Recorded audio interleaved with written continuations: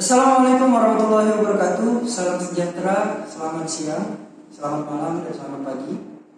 Pada kesempatan kali ini, izinkan kami presentasi tentang protokol aplikasi pada jaringan pada matkul komunikasi data dan jaringan.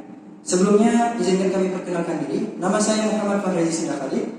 Saya Rizky Sirait. Saya Simon Ibn Sukumeang. Saya Muhammad Torik. Saya Muhammad Habibie Siregar. Jadi pada kesempatan kali ini, untuk yang pertama kami membahas tentang protokol aplikasi pada jaringan. Pengantar dan pentingnya protokol aplikasi. Untuk yang pertama itu ada jaringan komputer.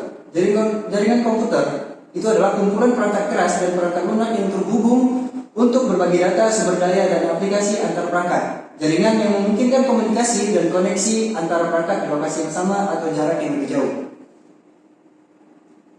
Yang kedua yaitu protokol aplikasi, yang dimana protokol aplikasi ini adalah aturan atau standar komunikasi yang digunakan oleh perangkat lunak dalam bertukar data pada jaringan komputer.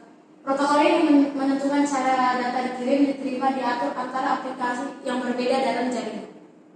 Selanjutnya yaitu tujuan protokol aplikasi. Tujuan dari protokol aplikasi ini ialah memungkinkan interaksi yang lancar antar aplikasi yang berbeda untuk memastikan data terkirim dengan benar dan memastikan kompatibilitas antar perangkat. Selanjutnya itu ada FTP, yaitu File Transfer Protocol. File Transfer Protocol itu digunakan untuk mentransfer file antara komputer dan server di jaringan. FTP umumnya digunakan untuk mengunggah atau mengunduh file ke atau dari server secara langsung. Selanjutnya yaitu SFTP, Secure File Transfer Protocol, yaitu protokol yang mengenkripsi data yang ditransfer sehingga memberikan lapisan keamanan tambahan selama proses transfer file. Selanjutnya adalah Post Office Protocol version 3 atau bisa dibilang POP3. Protokol ini digunakan untuk mengunduh email dari server email ke perangkat pengguna. Email ini biasanya diunduh dan dihapus dari server setelah diunduh ke perangkat pengguna. Selanjutnya ada Internet Message Access Protocol atau IMAP. Protokol ini memungkinkan pengguna untuk mengakses email secara langsung dari server. Email tetap disimpan di server dan pengguna tetap dapat mengelola email di server tanpa harus mengunduhnya ke perangkat.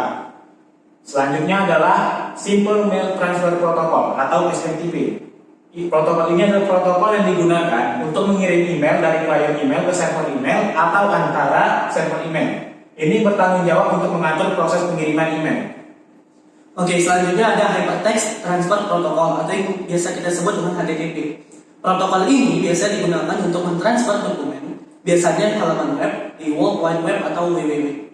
Selanjutnya ada Secure Hypertext Transfer Protocol atau HTTPS. Protokol ini versi aman dari HTTP yang menggunakan enkripsi SSL atau TLS untuk menjaga keamanan selama transmisi data. HTTPS digunakan untuk melindungi informasi sensitif seperti detail pembayaran, kata sandi, dan informasi pribadi saat ditransfer melalui web. Kemudian selanjutnya itu ada keamanan dalam protokol aplikasi. Protokol aplikasi sering menyatakan fitur enkripsi data untuk menjaga kerahasiaan dan integritas informasi yang ditransfer. Contohnya, HTTPS menggunakan enkripsi untuk melindungi informasi saat berkomunikasi di web. Baik, yang untuk selanjutnya itu ada interoperabilitas dalam protokol aplikasi. Interoperabilitas merujuk pada kemampuan protokol aplikasi untuk memungkinkan berbagai perangkat atau aplikasi dari vendor atau platform yang berbeda untuk berkomunikasi. Protokol aplikasi yang baik menetapkan standar yang jelas, memungkinkan kompatibilitas antar perangkat, contohnya protokol email seperti IRIP dan POP3. Selanjutnya itu efisiensi dalam protokol aplikasi. Efisiensi protokol aplikasi terkait dengan kinerja optimal dalam proses komunikasi antar perangkat. Faktor-faktor yang mempengaruhi efisiensi termasuk penggunaan sumber daya, bandwidth yang digunakan, dan waktu yang dibutuhkan. Contoh, SFTP menggunakan enkripsi yang kuat tanpa mengorbankan kinerja yang signifikan dalam transfer file. Selanjutnya adalah implementasi protokol aplikasi. Di sini kita menentukan 3. Yang pertama adalah pengiriman email, browsing web, dan pengunduhan file. Nah, di sini bisa kita simpulkan bahwa protokol aplikasi adalah aturan komunikasi bagaimana cara mengatur aplikasi berkomunikasi dan bertukar data di dalam jaringan komputer. Yang kedua, keamanan, interoperabilitas, dan efisiensi harus diperhatikan untuk melindungi data yang memungkinkan komunikasi antar perangkat dari vendor yang berbeda dan efisiensi untuk menjaga kinerja optimal.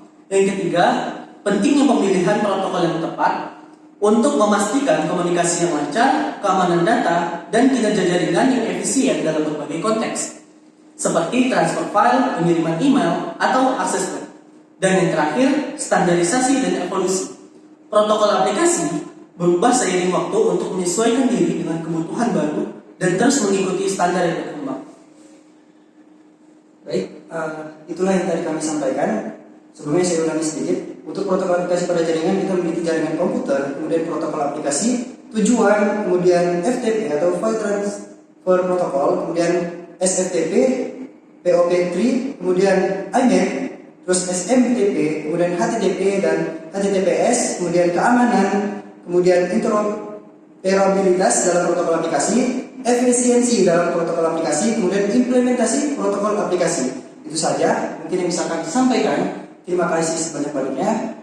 Bila ada kekurangan kami mohon maaf karena kesempurnaan adalah milik yang di atas. Itu saja. Wassalamualaikum warahmatullahi wabarakatuh. Selamat siang.